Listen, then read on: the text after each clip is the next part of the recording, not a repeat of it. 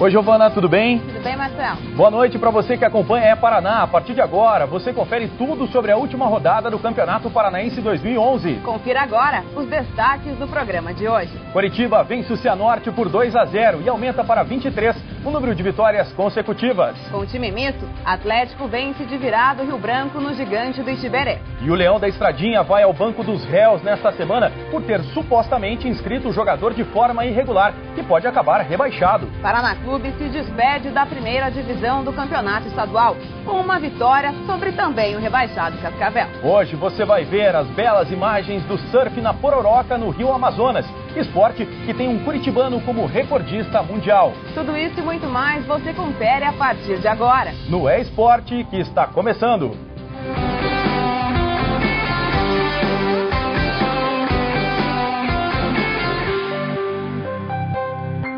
Muito boa noite para você que acompanha a É Paraná. Seja bem-vindo ao É Esporte, que está começando a partir de agora. Tudo bem, Giovana? Boa noite. Tudo bem, Marcelo. A gente aproveita para convidar todo mundo para participar aqui com a gente pelo Twitter, @esporteparaná. A gente vai ter vários sorteios, tem sorteio de relógio, tem sorteio também, já que o Brasileirão está chegando aí, tem camiseta do Coxa autografada, camiseta do Atlético. Então manda para cá uma frase pra gente dizendo por que você merece receber uma camisa autografada ou do Coritiba ou do Atlético, que eu vou escolher uma pessoa e sortear as camisas. Aí estão as camisas aí, os relógios, são os produtos que a gente vai sortear hoje para você que participar, que mandar as frases aqui para o nosso Twitter, É Esporte Paraná, para você participar do programa também com a sua opinião, com o seu comentário, com o que vai acontecer no final de semana que vem, já no outro final de semana com o Campeonato Brasileiro começando, e também com a Copa do Brasil, com jogos neste meio de semana. Olá, Silvinho, tudo bem? Boa noite. Boa noite, Marcelo. Boa noite, Giovana. Qual o seu destaque aí para esse final de semana? Eu queria destacar uma grande contratação de um dos times paranaenses para o Campeonato Brasileiro. Mas me vejo na obrigação, por dever de ofício, pelo fato de ser assim rumoroso, de destacar o TJD e a questão que envolve ainda o Rio Branco e o Paraná Clube. Infelizmente, este é o destaque do final do campeonato, vencido de maneira inquestionável pelo Coritiba.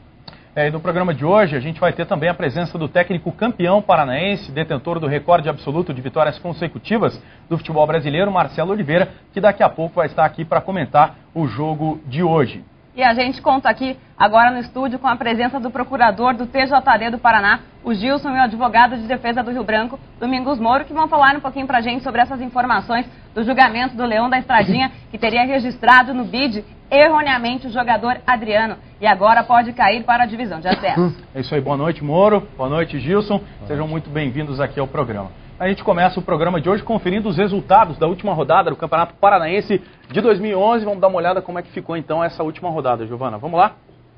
Pronto, que acabou, né, essa última rodada. O campeonato chegou ao fim. Vamos mostrar aqui então, ó, as telas aí, ó.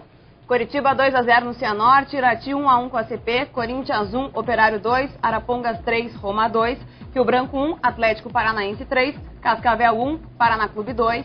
É isso aí, com esses resultados aí, se o Paraná tivesse ganho o seu jogo contra o Arapongas, teria se rebaixado, teria se livrado do rebaixamento, teria rebaixado o próprio Rio Branco sem a necessidade desse julgamento da próxima terça-feira.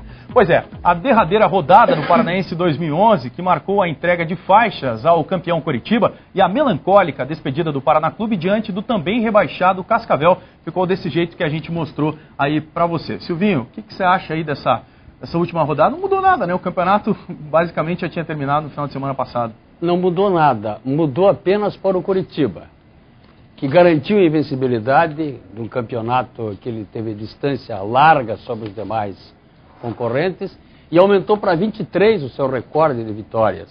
Quer dizer, ampliou o recorde e passa a ser registrado no futebol brasileiro como time que teve uma sequência maior de vitórias. Não mais para o Atlético, para o Paraná Clube e para os demais não alterou rigorosamente nada. Teria alterado para o Paraná se ele houvesse vencido o jogo do Arapongas, ou não tivesse tropeçado tanto ao longo da jornada. Bom, vamos conferir então agora os gols da vitória do Atlético por 3-1 sobre o Rio Branco, em partida realizada na tarde de ontem em Paranaguá. Com o time misto, o Furacão começou perdendo, mas virou com uma certa tranquilidade. Acompanhe. Jogo em Paranaguá, 38 pagantes para assistirem a Atlético Paranaense e Rio Branco. Enfim, aos 14 do primeiro tempo, Negreiros, depois de bonita trama do ataque, fez o primeiro do Leão da Estradinha, 1-0 para o Rio Branco.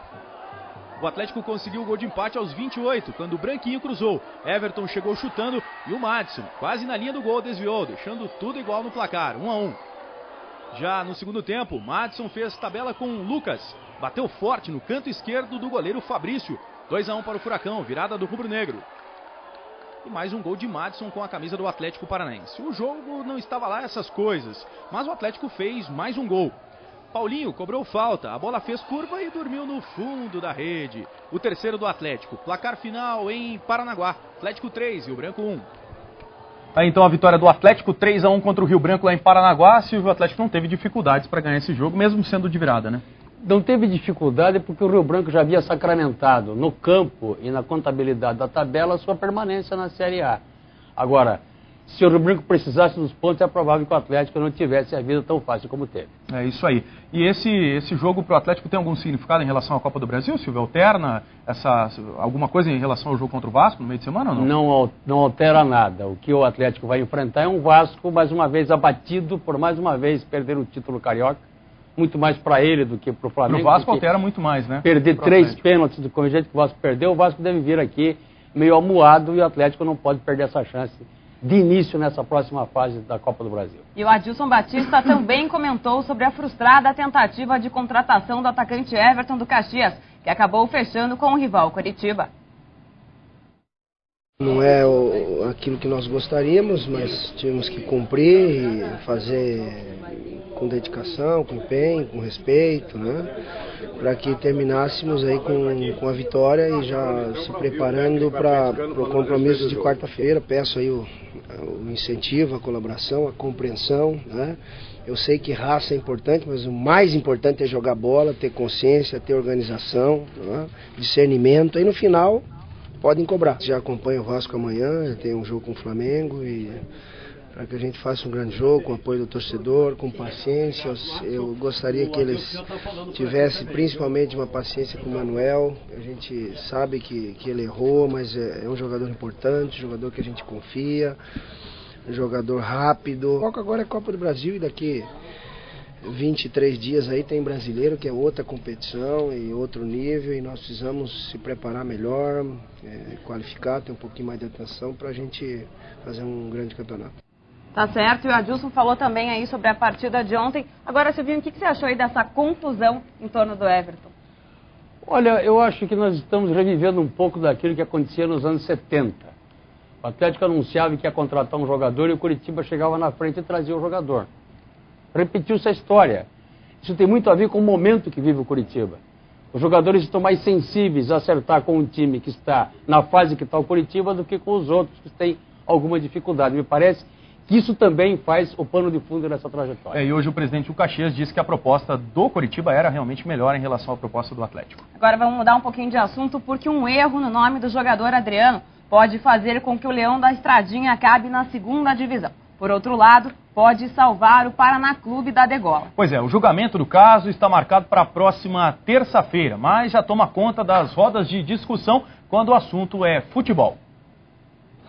Adriano de Oliveira Santos está registrado irregularmente como Adriano de Oliveira dos Santos. O jogador que atua pelo Rio Branco foi escalado para 6 jogos e entrou em campo 2 vezes, o que acarretaria na perda de 22 pontos. 18 pelas 6 partidas disputadas e mais 4 que foram conquistados nestes jogos. A situação só foi descoberta porque Adriano não é o único a ter esse nome não. É complicado, mas vamos tentar desvendar. O time de Paranaguá pediu a transferência do atleta que jogava em São Paulo. Até aí, tudo bem. Aí, a Federação Paulista não encontrou o registro dele, mas achou um nome similar na Federação Capixaba. Então, a transferência foi paga e ele registrado com o nome errado na Federação Paranaense. Não é só Rio Branco o culpado. Tem mais federações culpadas nisso aí. A Paranaense, a Mineira, a Paulista e a Capixaba.